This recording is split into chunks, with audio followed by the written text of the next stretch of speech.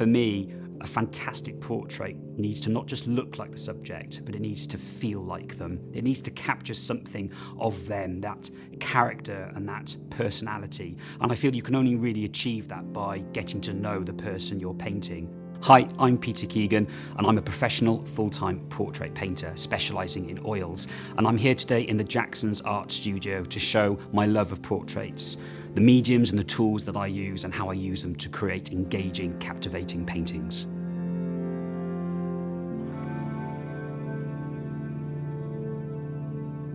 I've always been very determined in the approach and direction that I've wanted to take as an artist. For me, it's always been paint. Paint I found as a medium to be a very exciting, a very visceral, expressive medium that for me translated wonderfully in not only the way that I saw things, but the way I wanted to express myself. From the texture of paint, whether it's working with acrylic or oil, and the bright, vivid use of colour. It's sort of a never-ending, inexhaustible option and potential of what paint can do, and I find that enormously exciting.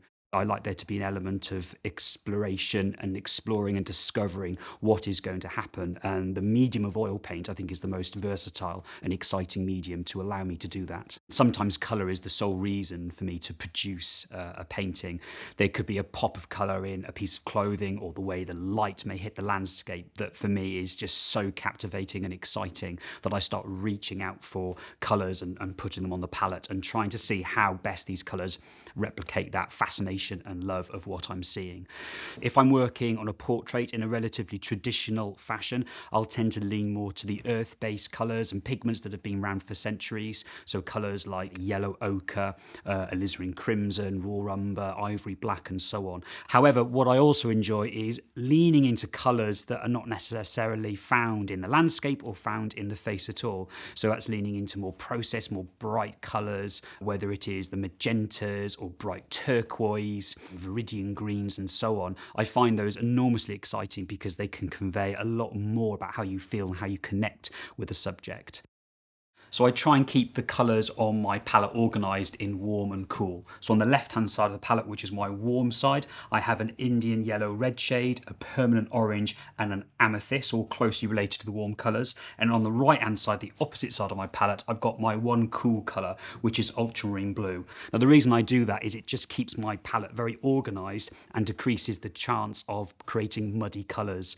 Mud often comes together when you mix warm and cool colours together. So by separating them on my palette, I keep my colours richer and purer for a lot longer. So this is going to be a relatively limited colour palette, and I'm going to play with the interplay between complementary colours. So the complementaries between orange being the warm and blue being the cool. And after trying lots of other palettes, I decided to make one myself. I started off with a cardboard template, which eventually turned into this palette. And I'll hold it in my left hand like this. And if I hold it out to you in the camera, you can see that I'm not really holding it at all. It's balanced beautifully on my arm, so I don't get any cramp in my hand from physically holding the palette. So I'm going to start off this portrait with a large brush. It's going to give me an opportunity to really simplify the complexity of the face, focusing on both dark shapes and light shapes, but it's all about getting that immediate mark on the canvas. I'm working on a Jackson's oil primed linen board, so it's lovely and smooth and already primed for me to put on the marks, which should move around really beautifully, very fluidly, and I should be able to rub out with a cloth once I put some of the marks on as we go. And I'm going to take my first colour, which is Indian yellow red shade. Whenever I start off like this, I think about the overall design that I like to try and create. So looking at the hair, the light and the dark, I'll sometimes take my solvent and I'll add elements of it to encourage a little bits of drips and mark. I think this is the part of the portrait, and any painting is the most exciting. I just use the medium just to thin the paint in those initial block-in stages and thin washes, and then I try and lean off any medium and work with the paint itself. I think paint should be good enough to not add any mediums to it. It should have a lovely fluidity. It should sort of feel like kind of toothpaste. It should be able to move around but still have a good sense of body to it. So now I've sort of made my initial mark. I like to leave some elements of the white canvas and board in a picture. I love paintings that have almost an unfinished quality where you can see how the painting was built up from its very initial marks to its finished marks. And I think showing something of the material you were working on, the bare canvas or the bare board, I think is quite exciting. So I always try and leave traces of the raw material come through. And I'm going to use, this is just a simple cotton cloth, and I'm going to use this to start sort of painting and revealing some of the lighter tonal values. By putting on this colour is acting as a middle value, so that means I can paint both light and dark into it, which is a very classical way of painting. And I'm working in shapes, very simple, strong, structural shapes, in this case the forehead, and how that light travels down into the nose. So I'm sort of drawing by actually taking things away, things that are actually not going to be necessarily helpful as I build the paint up. I find that working from, the fog, from sort of fuzzy masses and refining the painting as it goes is a satisfactory and enjoyable process for me that keeps me hooked and engaged throughout the whole painting. I'm keeping the marks very soft and very light. I don't want anything to be too crisp or too harsh. Very, very quickly you can get a sense of what's going to happen and where. So at this stage, if I wasn't happy with the placement or the structure, I can do something about it straight away very, very quickly. I'm thinking purely in terms of tonal values, light and dark. Artists such as Rembrandt, Velasquez and Sargent worked in this very tonal manner. They wouldn't have worked in quite a bright colour as I am now. They'd have worked in much more earth-based pigments, but the principle still very much stays the same. So I look at a scene in terms of its tonal values, how light and dark the aspects are. I start off by asking where the darkest darks are and where the lightest lights are, for example. And then looking at the colours, are there any key colours or key areas in coloration that I'm going to need to lean into that really captures that scene before me? So I'm now putting in some of the darker qualities, the darker shapes that I can see. In this case, it's the eye socket. And as I'm doing so, I'm doing with my eyes half closed. I've got my eyes into a squint. My glasses and spectacles are far away from me, so I can focus on just the larger masses and the general shape, almost imagining the skull under the flesh and looking for that structural shape and mass. I always paint with my glasses off. I utilise my relatively poor vision, which simplifies the subject before me. It can be incredibly overwhelming, of course, when you're working from life or a photograph. You have all this information and detail. So by taking off my glasses, it takes away all that detail because I'm sort of working from a very fuzzy starting point. But I always remember to put my glasses back on at the end to assess how the painting is looking, because I have to remember not everyone looks at the world in the same way as me. I often feel this sort of way of painting is a little bit like taking 2 steps forward and then 1 step back, sort of going in, applying, asking yourself if that's right, and then going back and clarifying it and adjusting. And this sort of pace of yin and yang starts to happen. The fact that I'm using such a wide angle brush is stopping me becoming too detailed. That's really important. I'm not looking at getting too detailed too soon. My favourite brushes are Rosemary & Co brushes. I love a hog brush because it shows the grain of the brush stroke. You can see how the bristles are sort of putting the paint down but scraping and moving it through. That it leans into that sculptural quality. And I love to see how my hand has moved across the canvas. I think the hog brush sort of shows and reveals where my hand has moved across the scene. By using the very corner of the brush, I can be very controlled and structured, as well as putting in much larger gestural marks like the hair. I would call this a sketch. It's a painted sketch. They're very useful to do because it breaks down what you're going to be painting in terms of just its tonal values, which is really helpful. And I often do these little preliminary studies, sometimes in paint, other times in charcoal, because charcoal moves and lifts in a very similar way to the oil paint is behaving right now. I'll often use charcoal as an element of preliminary study, especially if I'm working on a portrait, to get to know the subject that I'm painting and getting to know them visually with charcoal or in my sketchbook or on a canvas or a piece of paper. And I'll often refer to these monochromatic charcoal studies as well as life studies and any photographs I've done when it comes to painting the final portrait. All I'm sort of aiming for is this sort of 50%, 75% maximum similarity to the subject, and that's whether you're working from life or photograph. Because when I work in that manner, it still has an element of discovery as the painting develops. I don't try and get something 100% right at the very beginning. Even if it's not particularly strong in its likeness, I don't worry too much because that can be developed and honed as the painting develops. For me, a fantastic portrait needs to not just look like the subject, but it needs to feel like them. It needs to capture something of them, that character and that personality. And I feel you can only really achieve that by getting to know the person you're painting. So in my practice, I try and have as many sittings as possible with the subject. And sometimes I'm not even painting, we're just sort of meeting up. As if two friends, we haven't seen each other for years over a coffee. I want my sitters ultimately to be as relaxed as possible, because when someone's relaxed, they start to really show who they are, their facial features light up, their natural body pose. Those little moments that if you can put into your painting, it will really feel very much like them.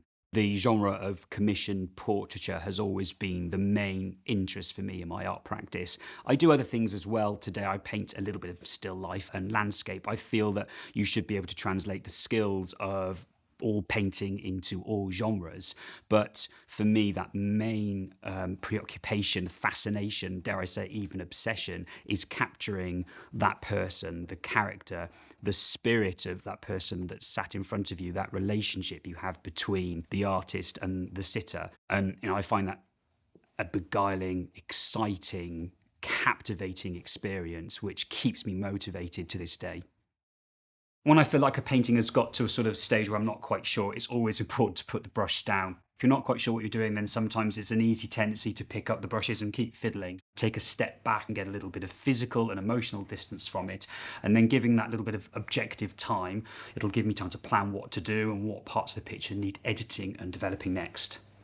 Sometimes when you're so involved in a project, you can't see the wood for the trees. So when I return and look at the painting, straight away, I often notice the mistakes first. They're the ones that really jump out at you, but that's a good thing because that's the part that I work on straight away, because that's the thing that's letting the painting down. Other tricks I use, like looking at a painting in a mirror. So you're looking at something that's very familiar, but you're flipping it around. I often adopt the phone a friend technique, so I lean on people whose opinion I greatly admire. Another helpful thing to keep critical on your piece is to photograph your painting or drawing. And if the painting is looking quite strong on a small scale, then I'll leave it. It doesn't need kind of fussing or working on. And getting a good bit of distance between the work as well, standing back and standing as far back as possible, often putting the painting on the opposite wall of the studio. Assessing how a painting looks in terms of its success from that distance, I think is really crucial, because that's how everyone will live with it forevermore.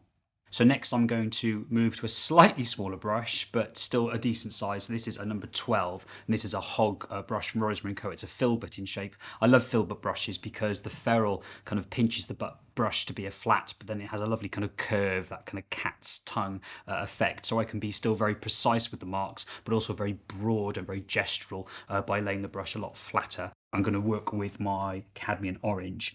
It's a really strong colour. I love it. It's so punchy. It works so good for sort of a representative skin colour. This acts as a very good sort of middle value, what we call a transitional half tone. It's sort of a transition from the shadow over into the middle values. And I'm using the nature of the paint, which is sort of semi-transparent, to interplay and mix in with the paint that's underneath. The colours that I have most frequently on my palette tend to be a primary bias palette, and I tend to work in pairs of primaries. And then I have what I call guest colours, colours that come in only if it is particularly relevant to the scene that I'm trying to create or the feeling that I'm trying to evoke in the painting. Some of my favourite guest colours would include cadmium orange, amethyst, which is quite a new colour to me. It's a lovely fruit purple colour, and phthalocylene turquoise as well. It's a wonderful colour which balances against the warmness of skin colours. My favourite brand of paint is Michael Harding paint. I love working with the high pigment and high density of the oils that Michael produces. So when I compare a painting that's been produced with, say, student quality paint compared to professional artist quality paint, you can see the difference. The student quality grade paint, although nice and confident, has a slight grey, dullish tinge to it, whereas artist quality paint, the pigments sing, they're full of joy and richness. And as a colourist, that's something I really look to for my paints. You notice how I'm laying these marks and I'm allowing the brushstrokes to sort of sit alongside each other. They're overlapping and interplaying with the previous colour, the Indian yellow red shade. Through that, it should start to give the face just that little bit more structure, a little bit more clarity. Again, I'm not looking for detail, so I'm trying to push the likeness, I suppose, maybe from that sort of 75% to maybe an 85, 95%. I'm thinking purely value, value, value. That's what I'm trying to gauge constantly about how light or how dark a certain brushstroke is. I've always been a creative person. My earliest memories, I think, were burying my head in colouring in books instead of watching the telly. And then through school, where I should have been perhaps paying attention to the teachers, I was at the back of the class sketching and doodling and often drawing portraits of the teachers or my classmates. So art has always sort of been very much part of me and what I do and what I see. So I'm now going to jump to a slightly smaller brush, which will just give me a little bit more clarification in terms of defining some of the darker parts of the portrait. This is a number 6 Hog Filbert from Rosemary & Co. Perfect for this because I can get just the right amount of marks. And I'm going to shift down to another colour, and this is where the amethyst colour comes in. It's a beautiful colour. It's wonderfully transparent, has a lovely dark nature to it as well. I'm also going to intermix it into my orange, so it sort of sits quite nicely between orange and the purple. And if I mix together, it has a kind of a beautiful claret kind of crimson sort of colour, which is quite nice. And I'll start using this to pick out these darker features and darker areas. Getting the eyes right is quite important because for most people, that's the part of the portrait they look to the most for that sort of eye contact. I'm still keeping the marks quite light and quite scratchy. I don't want it to be too heavy. I can see that. I'm going to bring the mouth up a fraction. I just feel it needs to slightly move up, and that's perfectly fine. Sometimes people feel that things are fixed when you start a painting, and one of the glorious things about painting is they evolve, they can change, so nothing is ever fixed or finite. I think when I realised that art was something that I could have a career in was possibly the first time that somebody looked at one of my paintings and wanted it so much that they wanted to buy it. They wanted to part with their hard-earned money for something that I created and that I loved creating. And there was a real thrill in that there was this relationship between me and someone who connected with my work. And I thought, this is quite exciting. Wouldn't it be great if I could find this feeling and channel this emotion, this relationship again and again? And I think that's when I was hooked, that working within the art world was something that I wanted to pursue. The painting now sort of has 3 values. I've got my lightest mark, which is the white. So that's the Indian yellow I initially had rubbed away. So that's acting as my lightest value. My darkest value, of course, is the amethyst orange mixture that's going in. And then I have the sort of the 2 middle values in the middle. It's where the Indian yellow is quite strong and indeed the orange as well. So I've got my 4 values to play and to shape and to structure the face. Whenever I'm putting in these sort of bold marks, it's difficult not to bring some of the great artists of the past to mind, like Sargent and Sorolla and Velasquez. In one plonk, they've managed to describe everything so well, and that's what I'm trying to do. I'm trying to make every single stroke count. I don't want my paintings to look fussed and fiddled. I want them to have a sense of life and animation, almost as if they've painted themselves, with every mark earning its keep. Whenever I get lost in a portrait, or any painting for that matter, and I'm not quite sure what to do, it's always enormously reassuring that just a book away or a museum away, there are artists that have come across the exact same problems you have. And I often treat going to a museum a little bit like going to the doctors, that when I have a problem that I'm not quite sure about, there's always the answer sort of there before me in some of the great paintings of the past. So I draw enormous amount of inspiration from artists, particularly very painterly artists that really perfected the alla prima way of painting, working wet into wet. I take as much inspiration as well from those artists that are painting with us today, how they lean on colour, lean on texture and mark making. And this is where social media is wonderful, because it opens up the door and the avenue to artists. And it's wonderful to see what they're doing and sort of looking at how they are depicting a certain quality of light or a certain facial feature or a certain skin colour. And I'm always sort of like a magpie, just aware and taking in all this information. And whether it feeds consciously or subconsciously in my painting, I couldn't say, but I take as much enjoyment at looking at other people's painting and their love and enthusiasm for painting as I do in my own work.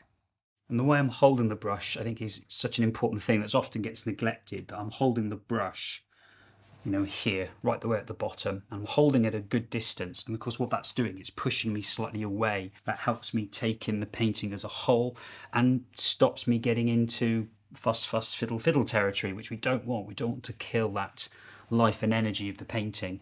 So a good little trick I employ if I need to adjust the painting in some way is do a little bit of correcting. This is a same size number 6, completely clean. And I'm going to dip just a tiny bit of the solvent, the low odour mineral spirit, and I'm almost using this like an eraser. I can slightly rub out, so I can just bring that jaw down a little bit and I can get it almost back to bare white. In terms of how I approach all aspects of painting, I try and approach it in, as a serious way as possible. But at the same time, I take what I do seriously, but not in a serious way. I am lucky that what I do is producing pictures in a very indulgent way. And if things go wrong, and inevitably when there are disasters and there are paintings that don't work, it is fine. That's actually part of the creative process. And that is what is enjoyable. It's always interesting to discover which things work and which things don't. So when things don't go according to plan, I'm okay with that. I've made peace that is what creativity is, and just to take it on the chin and move on to the next piece. I'm using Michael Harding's warm white, and that goes beautifully well with the warm colour palette complexion that I'm creating. I'm not leaning too heavily into the white, just combining a little bit of the white and the Indian yellow red shade. The consistency of the paint now is going on a lot thicker. Notice the darker values are much more thinner and transparent in application. As I move up lighter, I'm starting to get more body to the paint, so using the paint a little thicker. And that fits the traditional way of working with oil paint, working fat over lean. A wee bit more orange there. I've still got a little bit of white left in the brush and a little of the Indian yellow, so we get this really beautiful, creamy, peachy colour. I'm always trying to find ways of pushing colour into a more exciting direction. Self-portraiture, I think, is an incredibly fascinating sort of specific subject within portraiture in its own right, and so much so that I paint a self-portrait every year. It gives me a wonderful opportunity for a number of reasons to just really focus in on myself in two ways. Partly how I'm changing physically, and I'm sort of documenting that change and that aging process. It's quite a cathartic experience, actually, just looking at yourself in the mirror and accepting who you are. But it allows me as well to really look at the way that I'm painting. I think everyone should do it because you can get a lot out of it. It's a wonderful learning experience. I've painted a portrait with myself, but surrounded by my wife and my 2 young children. And that self-portrait was about sort of balancing life as an artist, but also trying to be a father at the same time. And the painting is quite chaotic, very splashy, very messy, and it has an unfinished look and quality to it, which sort of sums up what my creative practice was very much like at that time. So I think you can read a lot more into portraiture, not just the subject and the artist, but also the time in which they were painting. So I've got 2 brushes on the go. You notice I've got these 2 brushes. One of the brushes is a lighter brush and the other brush is a darker brush. So again, still working tonally, and that's keeping my paint just that little bit more controlled, stopping polluting one another by having the same size brush, but one for each value. So I'm going to go a little darker now with my amethyst. So I'm using pure amethyst, and you can see on the palette how I've created this tonal range here, how each colour is in its pure state, and yet they're all slightly morphing into one another. And by putting in these darker marks, it'll have the overall magic effect of making the lights look lighter. If you get this golden triangle of eyes, nose and mouth as right and as true to the subject as possible, what it gives us is a little bit creative freedom that elsewhere across the picture we don't have to be quite as tight or controlled, or dare I say even accurate. You can actually be just that little bit more freer, and it'll give us the painting a sense of life and animation, and you can put in these more exciting, bravado, confident brush strokes. And what that does is it creates a painting that has rich diversity. It's got diversity of mark making. Everything that you can do, the diversity in a picture will make it so much more compelling, and the viewer's eye will stay in your picture for a lot longer. For me, when I lean too heavily on exclusive photography, the paintings as a result look a little stifled and they take away that connection and that resonance I had with the subject. Most importantly is that memory and that connection of being with the commissioner, the subject, the environment, the landscape. For me, that is just as important, where I'm trying to replicate not just what something looks like, but more importantly, what something feels like. If I can get that across on my work, then I know I've done the job right. I'm going to go back to the brush where it all started. And this is a really useful brush to slightly what I call knock back parts of the painting that may have become a little bit too busy, or some parts of the painting you'd like to sort of knock out of focus. And I'm just going to just gently soften it back. So the colour's there, the tone is there, but the aggressive mark that I felt wasn't quite working for that area has just been taken back. Just a little bit of precision. Again, I'm doing this with the number 6 brush. Just melt that in a touch. So for the smaller marks, I want to use a beautiful brush, a rigger, and the long pointy bristles are fantastic for keeping a lot of pigment on the brush and for giving some final small lines and marks. So just give a little mark to show where a couple of those earrings are, and just do a few smaller lines with it to show some of those curls of the hair.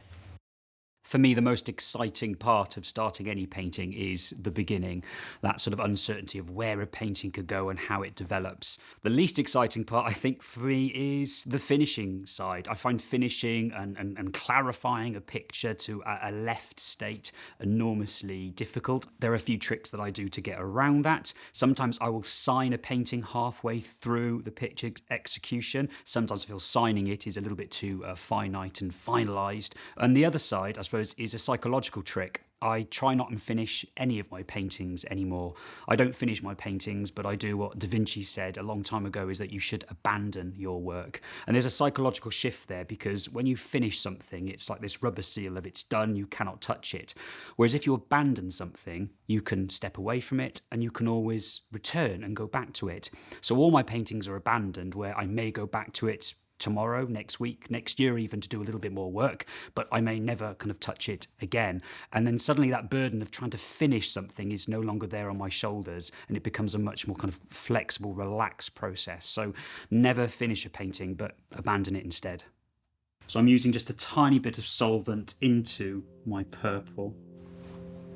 And to this day, I still find it utterly magic and captivating how you can take just a blank canvas and some squishy material, move it around, and this optical illusion of suddenly a face or a landscape starts popping from those placed brushstrokes. I still find it enormously exciting. How will I know when this picture is finished? It's often because there is something I'm really trying to convey to the audience, the people looking at the pictures, and ultimately me as an artist, what I'm going to find satisfying and correct in the painting. Like that. Voila.